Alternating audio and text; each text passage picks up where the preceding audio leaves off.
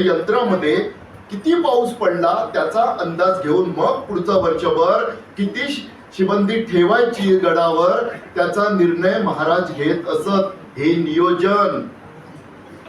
28 फेब्रुवारीला आखाती युद्ध सुरू झालं. जानेवारी फेब्रुवारी पर्यंत आपल्या देशाला जे बास्केट आहे, इंधन बास्केट, ज्याचे रेट आपण जगभरातून 2-3 ठिकाण मागवतो, $60-65 पर्यंत होते बॅरलला. 3 महिन्यांचं साठ्याचं नियोजन झालं. महाराज असते तर मला खात्री आहे त्यांनी आधीपासूनच कधी युद्ध काय कोणाच्या स्वप्नात आला नाही, उठून ताडकन तोफा डागाला सुरुवात केली असं नसताना काही महिने कळत होतं.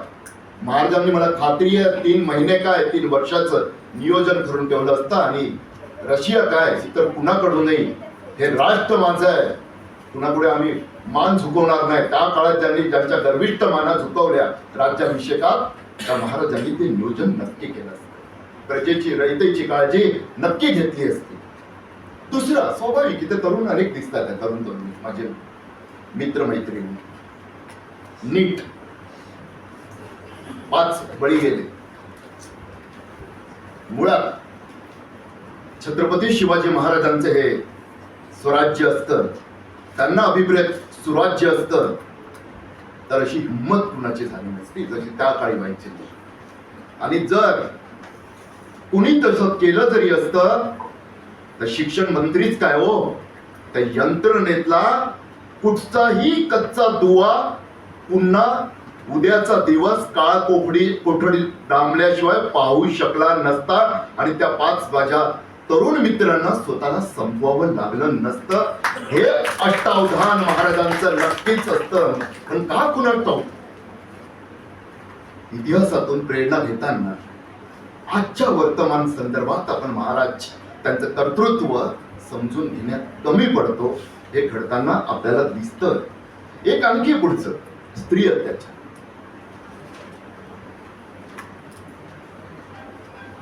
ज्यांना काहीच कळलेलं नसतो त्या अगदी निरागस बाळांपासून ते अगदी जर्जर वृद्धांपर्यंत नराधम कुणाला सोडताना दिसत नाही.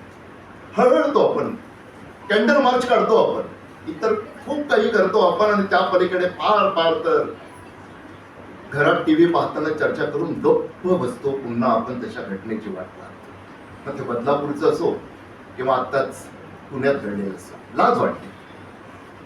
महाराजांचा वारसा सांगतो आपण. चौरंग कसा केला रांझ्याच्या पाटलाचा ते सांगतो आपण. जिजाऊ आईसाहेबांचं नाव घेतो आपण. आणि मात्र असं करताना शब्दाचे बुडबुडे फोडण्यापलीकडे आपण काहीच करू शकत नाही. एवढे हतबल असतो आपण. मात्र मला खात्री आज महाराज असते तर मी असं नाही सांगणार राज्याच्या पाटलासारखा चौरंग केला असता. तेवढा भान असणारा राजा होता तो, काळानुरूप बदलणारा राजा होता तो, संविधानाची जाण ठेवत आपल्या स्वराज्यात सुराज्य राहावं यासाठी एक नक्की केलं असतं त्यांनी की नराधम माजताना पाहून जगभरात जे आहे ते माझ्या तोंडच्या बाता आणि एका लेकीचा बाप आहे म्हणून कुठचा उद्वेग व्यक्त नाही करत आहे. मी अभ्यासातून बोलतोय.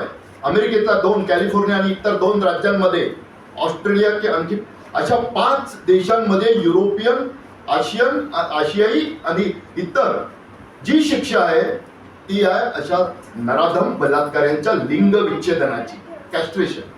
फक्त आपल्याकडची परिस्थिती लक्षात घेऊन, भ्रष्टपणा लक्षात घेऊन, केमिकल नाही तर सर्जिकल कॅस्ट्रेशन अशा नराधमांसाठी महाराजांनी आपल्या आजच्या वर्तमानातली परिस्थिती लक्षात घेऊन नक्कीच अंमलात आणली असतं.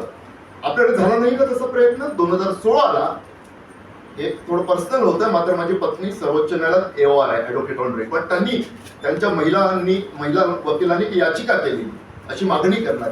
सर्वोच्च न्यायालय म्हटलं हा अधिकार लोकसभेचा आहे. सरकारला सांगितलं. सरकारने एक समिती नेमली 2016ला. त्या समितीला एक अहवाल दिला. हे जरा अमानुष होईल. म्हणजे ज्यांना बलात्कार हा माणुसकीवरचा बलात्कार वाटत नसेल ना, माणुसकीचा गुन्हा वाटत नसेल, त्यांच्या बाबतीत मी काय बोलावा. पण महाराजांनी हे होऊ दिलं नसतं. 4था आणि 5वा मुद्दा घेऊन मी आवर्त घेतो. 4था मुद्दा अर्थातच परदेश धोरण. जेव्हा शेजारीही आपल्या शत्रू झालेले दिसतात तेव्हा मला महाराजांचं त्या काळातलं म्हणजे मध्यंतरी आमच्याच क्षेत्रातील एका अतिविद्वानानं एक पुस्तक लिहून महाराजांना कसं परराष्ट्र धोरणाची दृष्टी नव्हती, माफ करा, ज्यांनी इतिहासकार नाही ना त्यांनी त्या भानगडीत पडायचं नसतं खरं तर मी नाव नाही घेत, नाही तर अनेकांचं बौद्धिक दारिद्र्य उघडं पडेल. मी तेवढा विद्वान नाहीये, मला नाही त्यात जायचं. मात्र महाराजांच्या बाबतीत जर कोणी बोललं तर ते सहन केलं जाऊ शकत नाही. उगाच फक्त तलवारींचा आवेश नसतो आणायचा, बौद्धिक बाबतीत सुद्धा महाराज आणि त्यांनी जे करून ठेवलं ते कर्तृत्व एवढं मोठं आहे की आपल्यावरचे मोठे उपकार आहेत. त्यातलं किती शाळा होत्या हो, मगाशी उल्लेख झाला, जेव्हा त्या मुस्लिम पतशाळा होत्या म्हणून नाही तर त्या परकीय होते आणि त्यातही इकडचे स्वकीय जे बसलेले ते मुस्लिम होते, तरी सुद्धा त्यांना थोडस समंजसपणानं गप्प ठेवत मोगलांशी टक्कर देताना महाराजांच्या समोर जो दृष्टिकोन होता तो एवढंच तसं स्वराज्य एक जहागीर त्यांच्या दृष्टीनं. मात्र त्यांनी जे त्यावेळेची डिप्लोमसी वापरली, सरांचं पुस्तक खरोखर प्रत्येकानं प्रत्येक पान वाचावं, गायकवाड सरांचं. ही जी डिप्लोमसी आहे ती डिप्लोमसी आज सुद्धा अभ्यासावी, केवळ आव म्हणून नाही, केवळ चित्रपटांमध्ये काहीतरी कपोकल्पित दाखवू नये, त्यापेक्षा व्यवहारात ती दाखवावी. शेजाऱ्यांना मित्र बनवून सुद्धा कसं जग जिंकता येतं ते दाखवून द्यावं, असंच हे शेवटचा मुद्दा. खरं तर मुनगेकर सर बोलणार आहे, मी सुद्धा आतुर आहे त्यांचा ऐकण्यासाठी. एवढा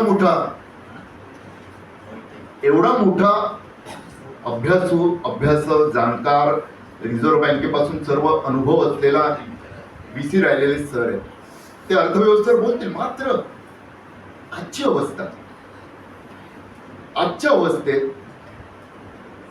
ज्यावेळी राजेश एक्सपोर्ट सारखा 2015 ते आतापर्यंतचा 15 लाख कोटींचा घोटाळा समोर येताना दिसतो आणि आम्ही माध्यम बेशरमपणे तो तुमच्यापासून दडवताना दिसतो. तुमच्या माझ्या LICचे पैसे त्या राजेश एक्सपोर्ट मध्ये 10.5% शेअर 950 वरून तो शेअर काल 90 रुपयावर आलाय, तरी सुद्धा LICत बसलेले जेव्हा काढताना दिसत नाही तेव्हा मला महाराज आठवतात की रयतेच्या काडीला जरी कोणी धक्का दिला तरी सहन करणार नाही असं बजावणारे. आणि मग कोण आहे ते? तुमचा माझा LICचा पैसा आहे हो, तो धंदा दाखवायचा, स्वित्झर्लंड मध्ये सोन्याच्या खाणी दाखवायच्या, इथून ते सोनं जातच नाही, कागदावर व्यवहार होतो आणि तुमचा माझा पैसा लुटला जातो. 950 रुपयाचं परदेशी गुंतवणूक संस्थांनी आपलं विकलं आणि आमची LIC मात्र वाट पाहते. तुमचा माझा पैसा आहे हे महाराजांनी नसतं सहन केलं. अर्थव्यवस्थेला लागलेलं ग्रहण हे कधी कधी ओढवून घेतलेलं सुद्धा असतं. दूरदृष्टीचा अभाव आणि विजन आपण जे म्हणतो ना, ते या छत्रपती शिवाजी महाराजांमध्ये जे विजन होतं, छत्रपती संभाजी महाराजांमध्ये जे विजन होतं, ज्याचा सध्या जसा पाण्याचा दुष्काळ आपले मुख्यमंत्री सन्माननीय देवेंद्र फडणवीस यांनी आपल्याला आधी जागवलंय. खरं ते विजन की अल निनो आहे, यावेळेचं पाऊस कमी पडेल अशा वेळी ते विजन महाराजांचं ते आपण आठवावं. आणि स्वराज्यात आपल्या या आजच्या स्वराज्यात सुराज्य उभारण्यासाठी, रुजवण्यासाठी, वाढवण्यासाठी प्रत्येकानं आपापल्या परीनं, कारण शेवटी सिस्टम आपण म्हणतो ना, ते सिस्टमचे केवळ राजकीय नेते, सत्तेत बसलेले, विरोधातले सरकारी अधिकारी हे भाग नसतात. राजांनो, मित्रांनो, आपण सुद्धा सिस्टमचे भाग आहोत आणि सिस्टम बदलायची असेल तर आपल्याला सुद्धा स्वतःला बदलावं लागेल. त्यासाठी फक्त छत्रपती शिवाजी महाराजांना आठवा, वर्तमान संदर्भात हीच विनंती करतो आणि आवर्त घेतो. धन्यवाद.